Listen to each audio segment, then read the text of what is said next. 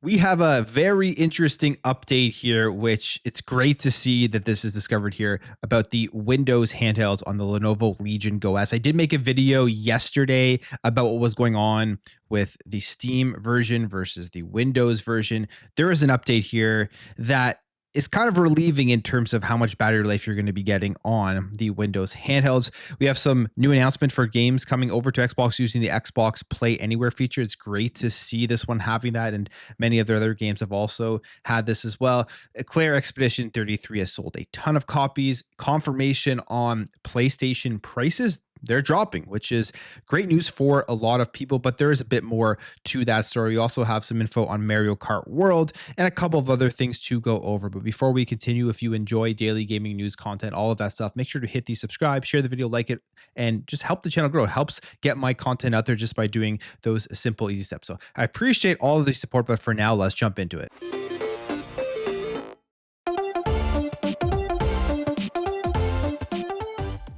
So yesterday we talked about the Lenovo Legion GO S Steam OS versus the Windows 11 versions. That was in a separate video, not in my morning one. So go check that video out if you'd like to.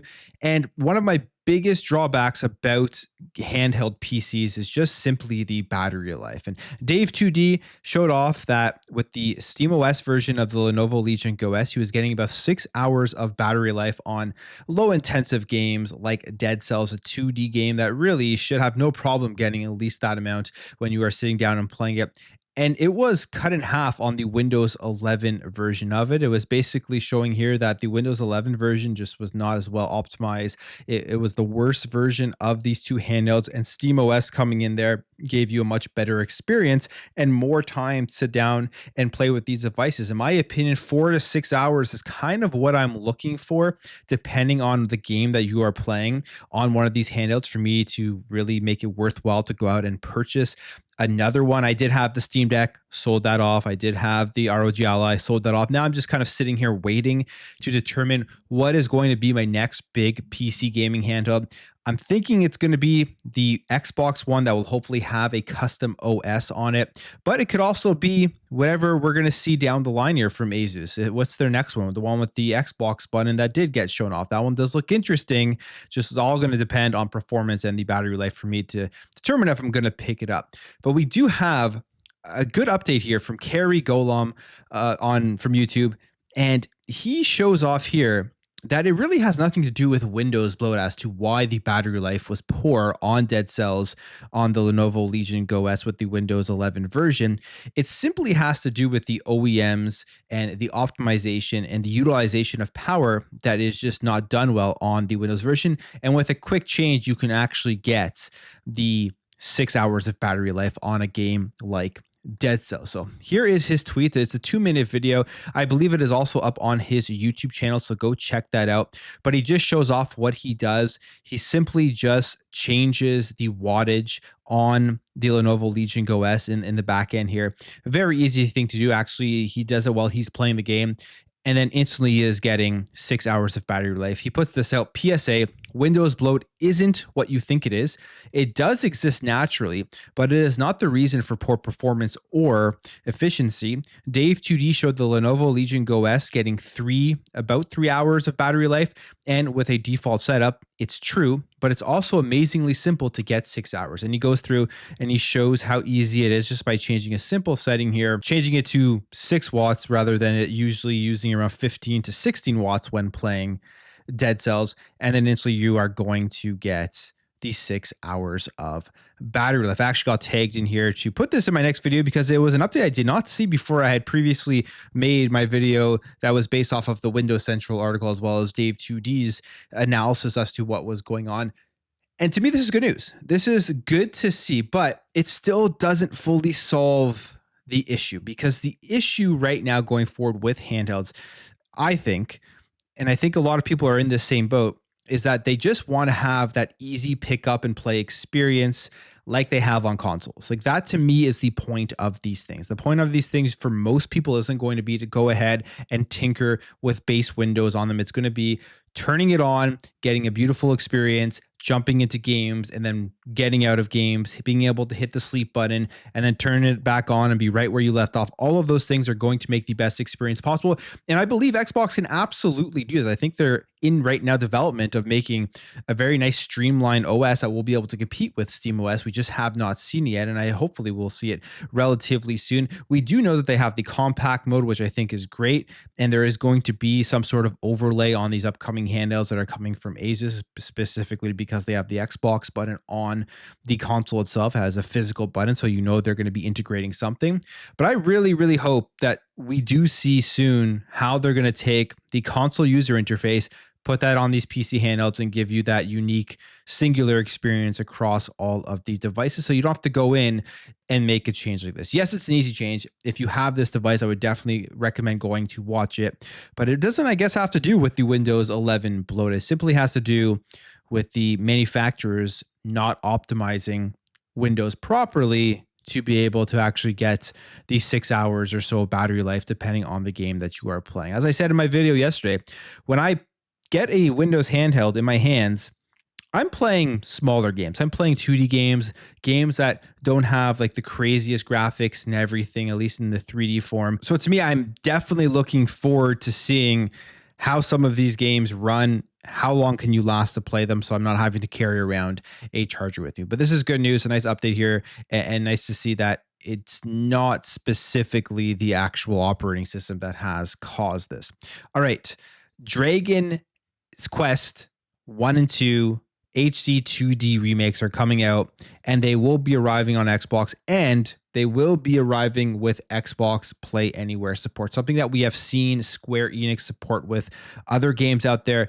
It looks like Square Enix is going to go down this route with most of their games, just based off of the history that we have seen with them, in supporting Xbox Play Anywhere, which I think is an awesome thing. So you buy this game once on your Xbox console or on your PC via the Xbox store, and you're going to be able to play it on any device that you want. I wouldn't be surprised as well if it does support cloud streaming and everything, where you're going to get it through the cloud for a game that you own, not through Game Pass. But very cool. They did announce this year the Dragon Quest 1 and 2 HD 2D remake will be arriving on the Series XS, PlayStation 5, Nintendo Switch, and the Nintendo Switch 2 and PC via Windows and Steam on October 30th, 2025. And it will receive Xbox Play Anywhere support, so you can continue your save file on your Xbox consoles, Windows PC, and the compatible handhelds. These HD 2D remakes are very cool. They've already done one version of this, I believe, for Dragon Quest 3. And now we are out here with the first and the second game. So awesome to see this is happening. Some of the coolest artwork that they have on these games on the cover. And I'm very interested in this. I do want to pick this up at some point. Not sure if it will be a day one game, but I'm very happy that it is on Play Anywhere. And again, this is why we need to see what's coming from the handheld space, from Xbox specifically, because to me, if I have a handheld with me and it is based off of the Xbox operating system and the games that I own on my console, I will be more enticed to pick up games via the Xbox ecosystem versus Steam, when I know that I can just really take that save file on every device. And especially if it goes into the cloud, I can take it on even more devices. So I hope this is the direction that most third-party publishers end up going. And I wonder how they make this decision. Are there deals behind the scenes as to why they choose Xbox Play Anywhere? Because you would have to think, if you are Square Enix, you probably would want to cash in on people buying it twice if they really wanted it on both PC and the console. But opting into this program does take that away.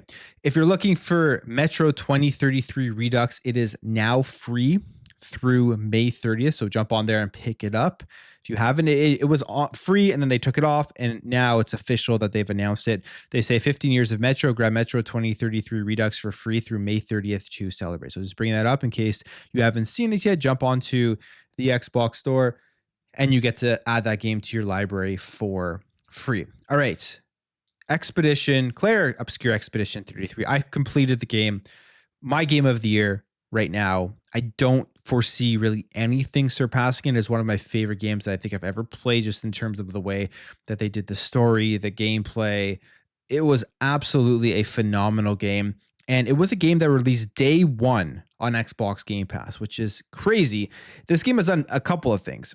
It's brought to light a new form of turn-based RPGs which I wonder if more companies are going to copy in the way that they do the combat. It shows that if you have these more smaller owned down games that are really focused on great gameplay and great storytelling, you don't need the whole expansive size of games. Although there was an open world in this, it was just almost a perfect size that they were able to do, and it was very, very successful.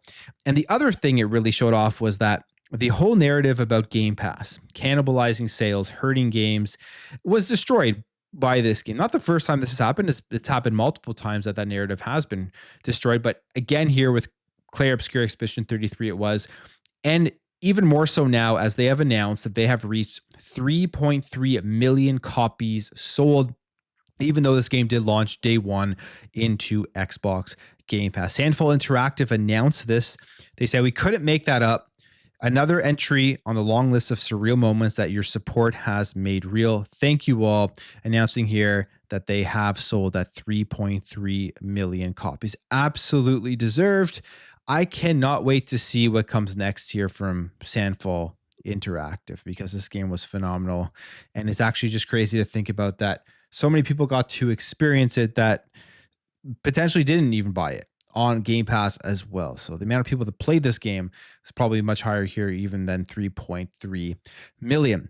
All right, yesterday we talked about PlayStation lowering prices on the PlayStation 5 Pro. It is now official.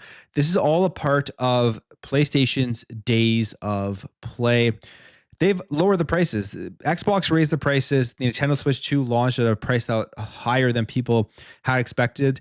And good for PlayStation here. They're coming out here and actually lowering the price specifically of the PS5 Pro, as well as giving a bunch of deals for their days of play. Something they do every single year. So this isn't like a new promotion or anything, but it is definitely good to see. They also announced the games that are coming over for the month of June for PlayStation Plus, and it's a pretty good lineup. NBA 2K25, Alone in the Dark, Bomb Rush, Cyberpunk, which is like a Jet Set Radio clone, very cool game, and the Destiny 2, The Final Shape. And then they go down here and they announce some of the big deals that you're going to get here, 4 days of play, specifically deals on the PlayStation 5 consoles. Confirmed here that I guess you could say Xbox and PlayStation working together, because there's going to be a Call of Duty Black Ops 6 bundle. In fact, this is what it is going to look like. It is going to be all over the box for the PlayStation 5. Now, you may sit back and think, what's going on here? Why is Xbox doing this on PlayStation and on Xbox? And it is because as of right now, this is the last year that PlayStation actually has the marketing rights for Call of Duty. I would suspect that we will see something similar to this on the Xbox consoles next year with the next upcoming Call of Duty, because it's now over in terms of the marketing. This was the last one, and they're taking full advantage as to making sure that they utilize the last end of their marketing rights on trying to sell the PlayStation 5. So they're working together. Crazy times. The Xbox first party game is being put on the box of the PlayStation 5. Then we also have here that this is going to cost $399, which is not a discount. I guess you get the game thrown in there. But then the other thing here is that $50 USD is going off of the PlayStation 5 Pro console. So that is the deal. They're lowering the price, $50 off on the PS5 Pro. There's also deals on the PSVR 2, as well as some of the other accessories here for PlayStation. So they're reducing the price on some of that stuff. And in today's climate, with everything happening, with prices going up, with the whole tariff situation, you have to ask yourself, will this stay? Is this something just temporary, 4 days of play, or is this something that PlayStation will keep after the $50 do go off? I don't think it's going to stay. I think if you want a PS5 Pro, this is probably the time to buy it, because you're saving that $50. In fact, we have an analysis here from Daniel Ahmad here on Twitter, who is the director of research and insights at Nico Partners. He analyzes video games in Asia and MENA. And he says here why this is happening, or how this is happening. Stockpile of these consoles are prior to tariffs, plus the 90-day tariff pause, plus the resumption of shipments is allowing Sony to run deals this month. Sony already raised the prices in some markets, which is true. That is something that needs to be mentioned. They already did raise the prices in some markets. And then he says here that they are considering future increases. He says if no US-China deal by August 14th, the price increase is back on the table. So he is predicting here that there will be a price increase coming after this sale at some point during the summer. So if you want a PlayStation 5 Pro, now is the time to get it. I don't think you're going to be getting it cheaper anytime soon. At the worst, you'll get it back at its regular price, and even worse than that, you may have to pay even more if you don't end up picking it up during this days of play offer. But either way, good to see this deal, small deal, but a deal on consoles. Something that this is one of the craziest things this entire generation we have not seen. Price cuts. At this point in other generations, we would have had bundles, we would have had price cuts, we would have been able to get into this generation of far cheaper. People would be picking up second consoles and stuff, but it's just not happening right now because of the climate, because of the market. And I feel like this is now the new normal for consoles. Even going into next generation, I don't know if we're going to see a price cut halfway through it. I think this is now the way that the industry is establishing itself on the console side. All right, couple more things to go over here. Star Wars Battlefront 2, for some reason, is smashing records all of a sudden. It broke its all-time Steam numbers. And there's a social media campaign going on that people want a new Battlefront. So that is, I guess, the main reason here. But it's just hilarious to see that this is happening right now. They say the game has seen a spike in popularity over the last week due to a social media campaign from brands attempting to revitalize interest in the series. It saw 18,635 players on Steam on Monday, the highest number of concurrent players achieved on the platform since it was released. The game was first released in 2017, then later released on Steam in 2020. So people want a third one in this series, and that's why they're jumping in there and playing it to kind of, I guess, get the attention of the developers to hopefully go out there and make another one. It would be cool. I am all for a Battlefront 3. If they do it right and they make it good, I'm all for it. I enjoyed the Battlefront games. The first one was obviously surrounded by a ton of controversy with the whole loot box thing. Then they came out here with Battlefront 2, which did better. And I would like to see what they would be able to do with a Battlefront 3. And then we have two more things here. Mario Kart World. This is going to be the big launch game for the to Switch to. I'm a big Mario Kart fan. I'm going to be playing the heck out of this. I mean, still play sometimes Mario Kart 8 Deluxe. So I feel like this Mario Kart World game is going to be one, again, like Mario Kart 8 that I play throughout the entire generation of the Switch 2. But I would not be shocked if this was developed for the Switch 1 and they're just deciding to put it on the Switch 2 as a launch game. And we kind of have that confirmation here that they began developing the game for the Nintendo Switch 1 before deciding to release it with the Switch 2 on launch. This comes via their development team that was interviewed by Nintendo, which includes Kosuke Yabuki, Kenta Sato, Masaki Ishikawa, Shintaro Yukumaru, and Atsuko Asahi. I did my best with those names, so bear with me on that. It says Mario Kart World was intended for Nintendo Switch 1, not the Switch 2. They say specifically, we were thinking about what to do for the next Mario Kart game even during the development of Mario Kart 8 Deluxe, and we began prototyping in March 2017. It was at the end of the year when we officially started to work on it as a project. Continues here saying we worked on it while kicking the can down the road in terms of deciding what to give up on. So at some point we knew it was going to be messy. But as we decided to release Mario Kart 8 Deluxe Booster Course Pack, we thought that would give us a bit more time to continue development. That's when the conversation of moving it to the Nintendo Switch 2 system came up, and this suddenly opened up a bunch of possibilities of what we could do. It was truly a ray of hope. So Mario Kart World originally was going to be for the Switch 1. They bring it over to the Switch 2. And I think this is where they were probably able to add in a lot of that open world style of stuff and make it more kind of like the Forza Horizon in a Mario Kart world setting. And the game looks really, really fun. It's never going to blow anybody away graphically. I don't know why people always try to look at Mario Kart and laugh at it for its more kiddie graphics, you could say. It's like that is the aesthetic of the game. So I'm not sure why people are surprised by that, but I feel like this is going to be relatively deep in terms of the content on there right there on day one. From at least some of the stuff that they have shown off, it does look like it is going to be a ton of fun. And finally, another game flying under the radar that we're finally starting to see some more info for, some gameplay. There's been previews of it. That is MindsEye. I am actually quite interested in this game. I think it looks good, but the previews came out and people had said it was just not ready to be released and it needed to be delayed. They showed off a 6-minute video here of the game with a bunch of gameplay, what the story is about and everything. It doesn't look nearly as bad as the previews, but again, this just could be a specific vertical slice that is deceptive comparatively to when the game is launched. It's basically an open world GTA style of clone that seemingly has a more serious tone to it. And one of the big things that people are excited about for this game is that we have lots of minds behind GTA that have made it. And it is going to be releasing it for $60 on June 10th for the Xbox Series, PS5, and for PC. I think the game looks pretty cool. I mean, there's a whole building system in it and stuff. And there's just a lot to it from what this video did show off. It's just always hard to believe that it is going to land when a game that you think could have a huge push behind it, big marketing behind it, getting people excited about it, just kind of drops out of nowhere. Generally, that means they aren't very confident in the game and that it is going to be buggy, it is going to be bad at launch, but they need to push it out for financial reasons, for shareholder reasons, all of those sorts of things. And then they'll update it later down the line. But we will see. Fingers crossed that they just decided not to market it, and it's going to be great when it does launch on June 10th.